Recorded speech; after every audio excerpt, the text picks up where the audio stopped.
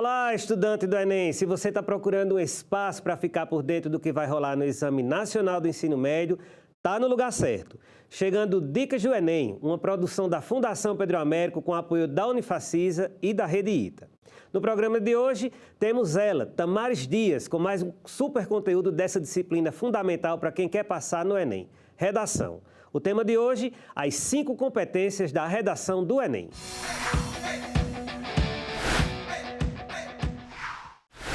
Olá pessoal, bem-vindos a mais uma aula de redação. Hoje a gente conhece as 5 competências do Enem. Como assim 5 competências?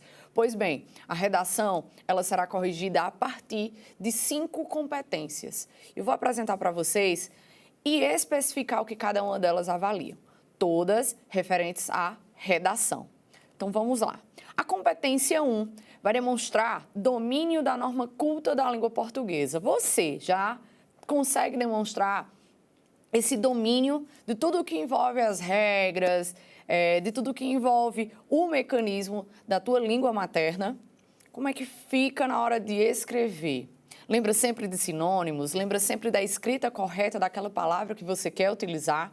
Então, esse aí é o primeiro desafio. É a competência 1, que vai envolver esse domínio, vai envolver essa sequência de elementos que serão lidos dentro do seu texto a partir da escrita. E aí, como é que inicia? Como é essa conversa?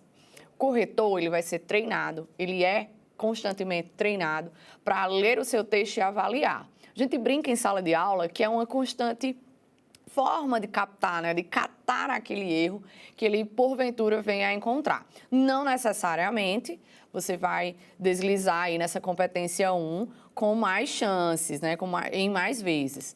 A ideia é que você esteja preparado, sob o domínio da norma culta padrão da língua portuguesa. A dica inicial aqui é que você utilize as palavras que já conhece, que você se pegue na hora da escrita para desenvolver aquilo que você já está acostumado. A partir de correções anteriores, você vai conseguindo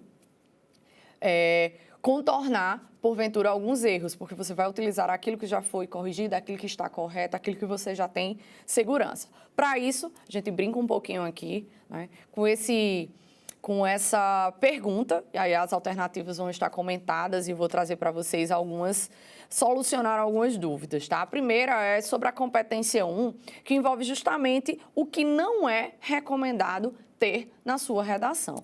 A gente sempre pensa nessa ideia da escolha correta das palavras, as quais vocês já têm uma certa segurança, porque você já utilizou em redações anteriores. Na alternativa letra A, acentuação de palavras.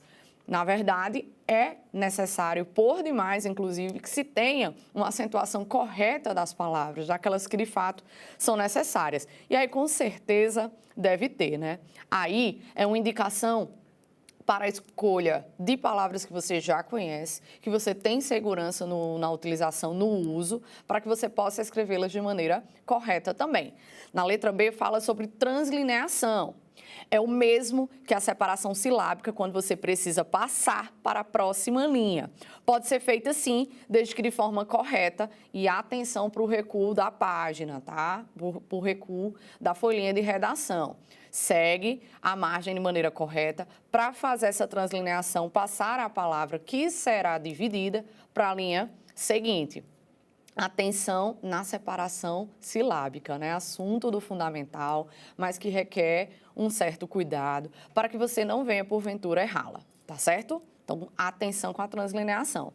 Nossa alternativa letra C, que é a correta, o que é que não é recomendado ter na sua redação são palavras rebuscadas, aquelas palavras que você não tem segurança sobre a definição, sobre o significado e, porventura, você venha a utilizar.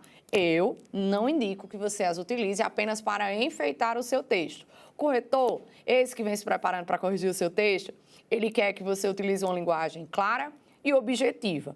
Quando você utiliza aquela palavra que é rebuscada, uma palavra que você nem domina o significado dentro do seu texto, não vai ficar legal. Vai ter um contraste sobre as outras palavras. Isso vai chamar a atenção do corretor muito mais para um erro do que para o que de fato você precisa dizer aos seus argumentos, ao seu repertório, enfim. Tá certo? Então, Atenção com palavras rebuscadas, tá? Não é recomendado o uso de vocabulários que destoam do restante do seu texto. Não perca tempo decorando palavras difíceis. A gente sempre tem aquele aluno que gosta de utilizar uma palavra que ele ouviu em uma série, que ele ouviu em um discurso político e às vezes não se enquadra exatamente naquilo que você quer dizer, naquela frase, naquela oração, naquele período, tá certo? Então, atenção, utilize, que dica interessante, né? Utilize exatamente aquela palavra que você tem segurança de seu significado para que tenha um encaixe do restante das palavras da sua frase, da sua oração, do seu período, mas que tenha sempre essa comunhão. É super interessante, tá certo? Essa linguagem clara e objetiva que o corretor ele espera encontrar no seu texto é para que você possa lembrar que você está prestando concurso Enem, né? Para estudantes que estão concluindo o ensino médio. Então, atenção, né, diante dessa habilidade aí, né? Faz parte da competência. E a regência verbal. É super importante estudar a gramática aplicada à redação para evitar erros de regência, concordância, ortografia, entre outros. Aqui eu chamo a atenção dos meus amores porque não é apenas isso, tá? Não é a referência ligada ao conteúdo de regência, não é apenas o conteúdo que está ligado à concordância, à crase, à ortografia. É um todo, não é apenas focos, tá? Uma coisa que a gente encontra muito é a pontuação. Parece bobo, parece besta, mas na verdade não é. Porque quando a gente coloca uma pontuação que não se encaixa com aquilo que a gente está dizendo, vai fugir um pouco dessa realidade, vai fugir um pouco desse contexto. Então, é necessário muita atenção na escolha desse texto, na escolha das palavras e na escolha também da pontuação. Tenho certeza que com prática, você praticando a escrita daquele texto, vai dar super certo, ok? Na sequência, a gente encontra a competência 2, que diz: compreender a proposta de redação e aplicar conceitos das várias áreas de conhecimento para desenvolver o tema, dentro dos limites estruturais do texto, dissertativo, argumentativo. Então, é sobre essa forma, né, de compreensão. Interpretação de texto está em todos os lugares, né? Está quando você está andando de carro, está passeando de carro e visualiza um outdoor, você leu, você entendeu. Se trata de uma propaganda, se trata de uma indicação sobre algo, se trata de algo que seja ligado ao comércio, à sociedade, o que significa, né, aquilo que está escrito. De maneira geral, a publicidade utiliza muito, né, desse impasse entre o público e o produto para cativar o conhecimento acerca de. Então, compreender a proposta de redação faz parte justamente desse elemento interpretar, para que você possa entender sobre o que corresponde. Para que a gente possa aplicar conceitos das várias áreas do conhecimento, estamos falando de repertório sociocultural. Estamos falando de métodos e maneiras de você contextualizar algo que você já assistiu em aula, por exemplo, algum conteúdo, algo que você assistiu enquanto telespectador numa TV, algo que você já leu, poderia ser uma obra literária, ficcional, pode ser o jornal, uma revista online, pode ser qualquer um desses elementos, mas desde que você consiga interpretar o tema e encaixar justamente com aquilo que você acha interessante para crescer dentro do seu texto. E esse acréscimo está relacionado a algo que você consiga contextualizar. Olha que coisa interessante, né? Então, compreender a proposta de redação e aplicar conceitos das várias áreas de conhecimento para desenvolver o tema. E essa parte aí que envolve a relação do tema é super importante para você conseguir destrinchar também os limites estruturais do texto dissertativo e argumentativo, pois você vai ter que seguir a estrutura. Tá certo? Seguir uma estrutura a respeito desse gênero. Então, tem toda uma estrutura e vai envolver a escrita correta para que você possa ter esse domínio a respeito do tema, a interpretação que esse tema pede, a escrita estrutural, tudo isso vai envolver a competência 2, né? Casquinha de banana, como os professores dizem, né? Essa frase pronta. Mais uma vez, a gente encontra o elemento, né, para a gente sacar daquilo que está sendo dito. Vou comentar cada uma das alternativas para que a gente possa encontrar a resposta correta, né? A letra A diz: não é necessário emitir juízo de valor no texto. Olha só, a redação Enem é do tipo dissertativo argumentativo, né? Todo mundo já sabe isso. Ou seja, além de informações objetivas, você deve emitir a sua opinião também. Olha só, e engraçado que a gente fala isso em toda a aula de redação, né? Aqui no Dicas do Enem não é diferente. A gente sempre vai lembrar que o corretor ele espera encontrar o seu ponto de vista na redação, o seu juízo de valor, né? A sua opinião dentro daquilo que está intrínseco no tema. É sobre o que você acha. Eu brinco, inclusive, com a nomenclatura do gênero. É o dissertativo, que significa falar sobre algo. De que maneira? Argumentativo. Dissertativo, argumentativo. Então, justifica. Então, mostra a tua opinião. Então, emite esse teu juízo de valor, que eu tenho certeza que vai dar certo. Tá? Okay? Todos os entraves do D1 e do D2 não devem ter solução na conclusão. A gente vai chegar lá na conclusão quando a gente começar a falar sobre a competência 5. E deve haver uma relação entre a tese apresentada, aquilo que você iniciou dentro do texto. Deve haver os argumentos abordados a partir dessa tese e vai desenvolver a partir de algo que você vai solucionar, que é na proposta de intervenção, que a gente vai falar um pouco mais sobre isso. Mas o que é que envolve a competência 2? É porque é um conjunto da obra, né? É um todo, é uma reunião de fatores. Se você começa a redação relacionando a algo, contextualizando, trazendo o tema para dentro do teu texto, em seguida você apresenta uma tese, é porque a indicação da sequência da estrutura desse gênero textual é que você vai abordar argumentos a partir dessa problemática, para depois, na sequência, você solucionar. Caso esses entraves desenvolvidos e argumentados no D1 e no D2, eles não estejam na proposta de solução, vai haver uma quebra de expectativa. Então, a gente vai mexer com mais de uma competência e a tendência é que sua redação obtenha uma pontuação mais baixa, que não é isso que a gente quer, pelo contrário.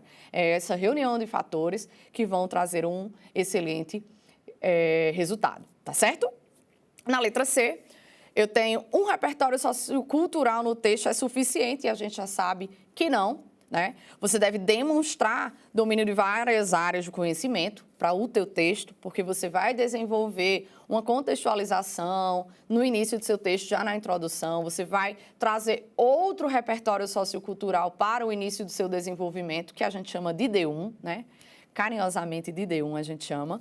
O D2 é o desenvolvimento 2, que a gente chama também carinhosamente de D2, trazendo essa expectativa para o leitor de que você está linkando repertórios diferentes a respeito de cada um dos seus argumentos. Essa é a grande sacada. E no melhor, a parte que você soluciona a problemática, no finalzinho, para você fechar a redação com chave de ouro, como a gente sempre diz, é interessante que você faça uma retomada de um dos repertórios, né? E aí deixa aquilo bem encaixadinho, bem fechadinho. O leitor do texto ele vai compreender que você está fazendo aquela retomada justamente para dar a ideia de finalização. Então, você consegue sanar todas essas expectativas, né? Todos esses elementos aí, tá? Dentro dessa expectativa, é necessário aí que, no mínimo, nós temos aí 3 repertórios socioculturais, né? Um para introdução, outro no D1 e outro no D2, fazendo, então, a retomada de algum desses 3 para o fechamento da sua redação lá no 4º parágrafo, tá certo? E último, né? Na letra D, não podemos usar sérias na redação, mas, gente, como não, né? Como é que eu não vou colocar meu Grey's Anatomy lá? Não tem condições, a gente tem que colocar, e não é a ideia do que tem que ser colocado, mas a ideia do que pode, né? Claro que pode. Se já deram 1000 em redação que usou Peppa Pig, acreditem, tá? Já teve nota 1000 aí com redação que trouxe a animação Peppa Pig, o desenho animado, né? Não vamos ter um preconceito com séries. Pois é, deixa eu explicar essa ideia aí.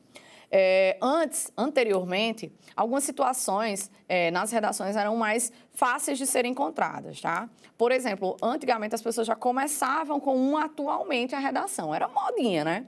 Depois, a coisa mais óbvia começou a acontecer. Cada tema de redação trazia uma análise sobre uma problemática que é impacto social super atual. Então, fica meio que contraditório a gente já saber que aquele tema é atual e você iniciar a redação com um atualmente, né? Atenção no advérbio de tempo para trazer essa referência. Já que a gente começa com repertório, às vezes, algo ficcional, às vezes, algo que está relacionado ao critério histórico, fazendo uma alusão. Então, a gente pode mexer com essas palavras, trazendo outras. Essas tão clichês não são tão bem-vindas mais, tá certo? Então, essa referência aí é sempre para que a gente possa relacionar vários contextos, inclusive as nossas séries que a gente gosta tanto, né? Então, pode sim utilizar a série na redação, pode usar música, pode usar filme, pode usar novela, pode usar aí esse repertório que você acha interessante. Graças a Deus, a gente tem uma variedade imensa. Fechado? A gente vai para o intervalinho comercial e vai direto para a competência 3 na sequência. Até já! Bora para um rápido intervalo e na volta tem mais conteúdo de redação.